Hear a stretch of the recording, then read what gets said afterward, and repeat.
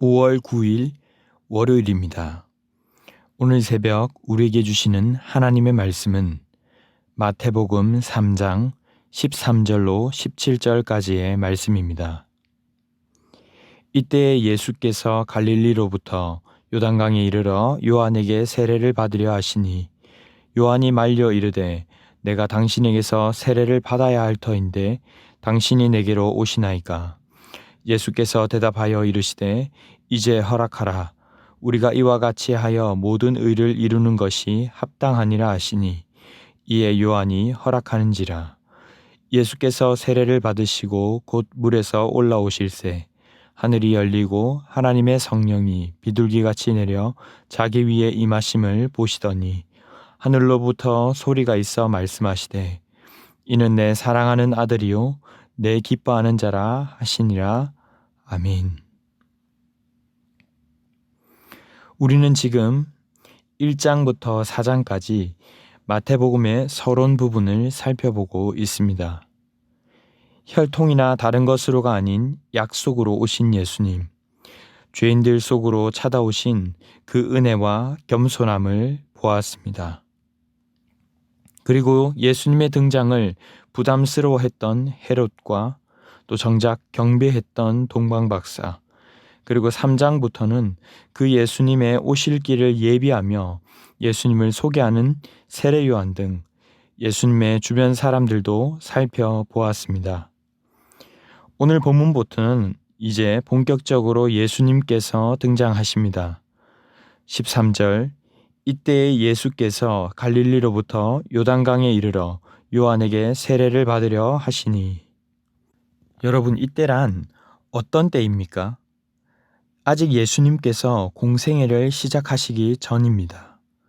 그리고 바로 앞 본문을 보시면 세례 요한이 천국이 가까웠으니 회개하라라고 광야에서 외치던 때입니다.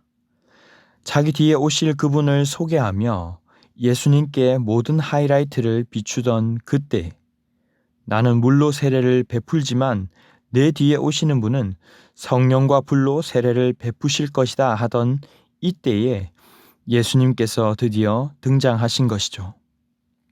자, 그런데 뜬금없이 예수님은 세례 요한에게 세례를 받겠다고 하십니다. 요한조차도 이 사실이 의아했는지 예수님을 말렸습니다.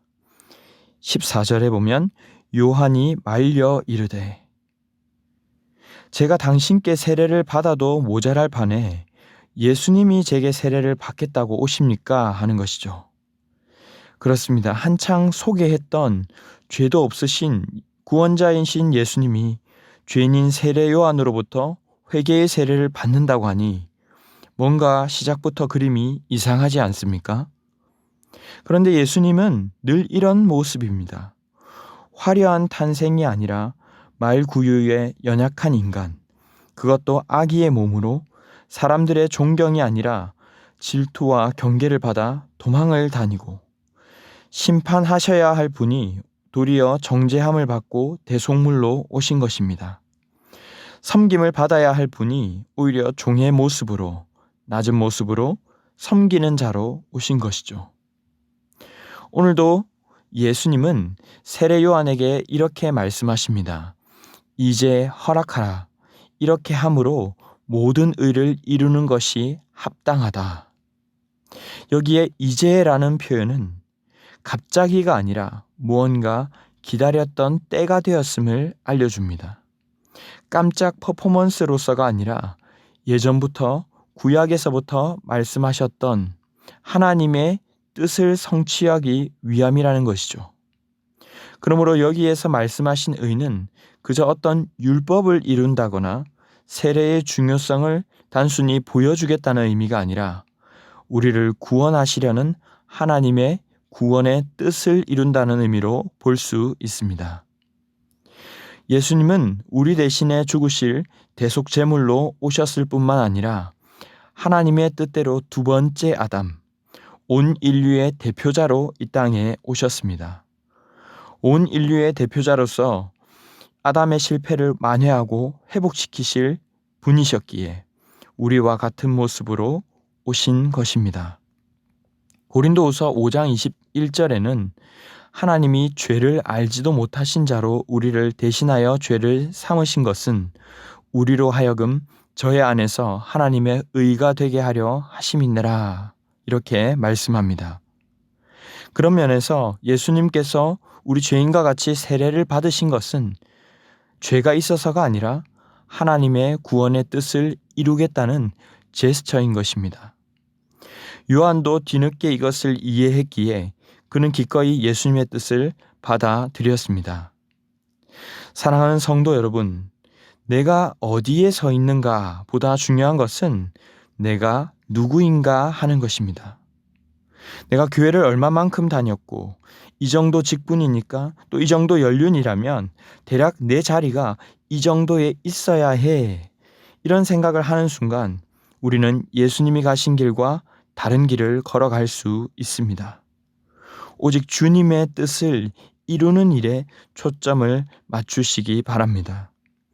16절 말씀에는 예수님께서 세례를 받고 물 위로 올라오셨을 때에 하늘이 열리고 하나님의 성령이 임했다라고 말씀합니다.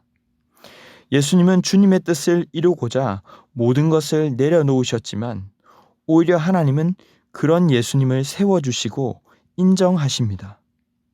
17절에는 하늘로부터 소리가 나서 이는 내 사랑하는 아들이요 내 기뻐하는 자라 라고 말씀합니다.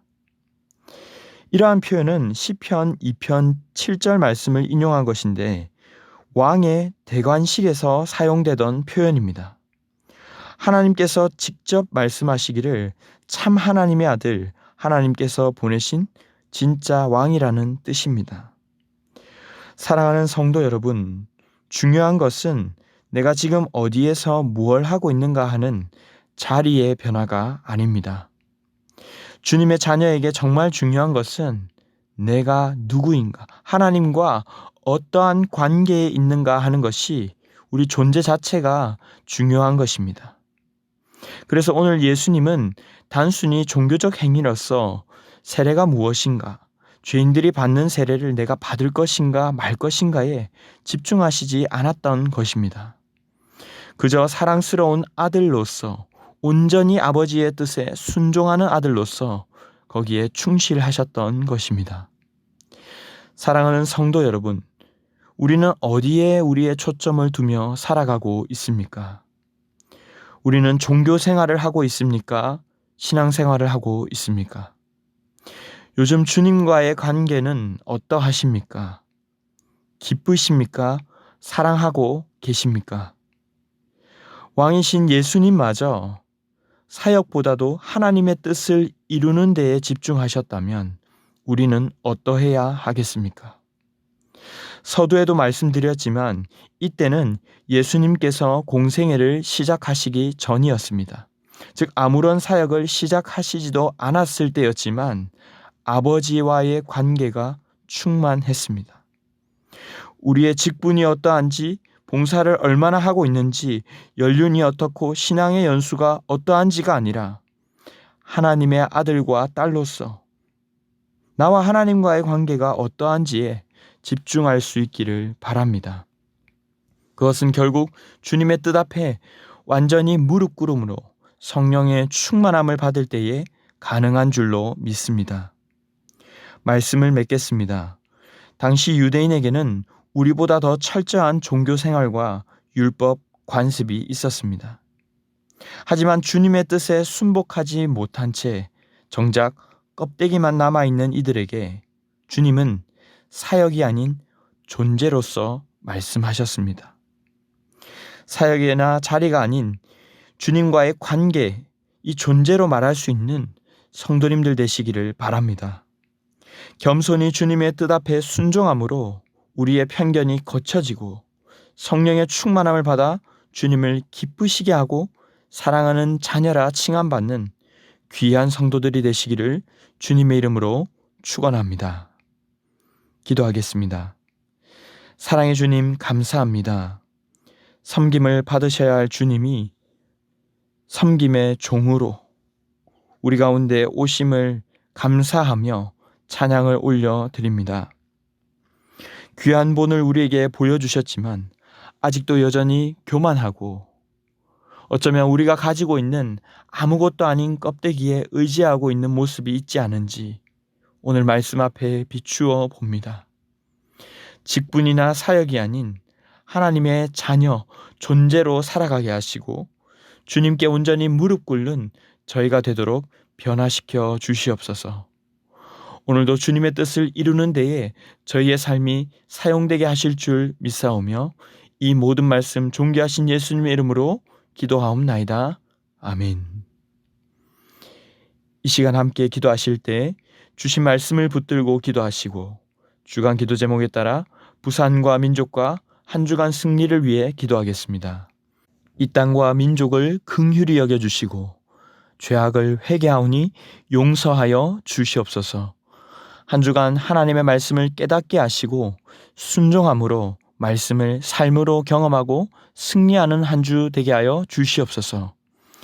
계속해서 우크라이나 전쟁이 속히 끝나고 회복될 수 있도록 합심 제목과 개인적인 기도 제목으로 기도하도록 하겠습니다.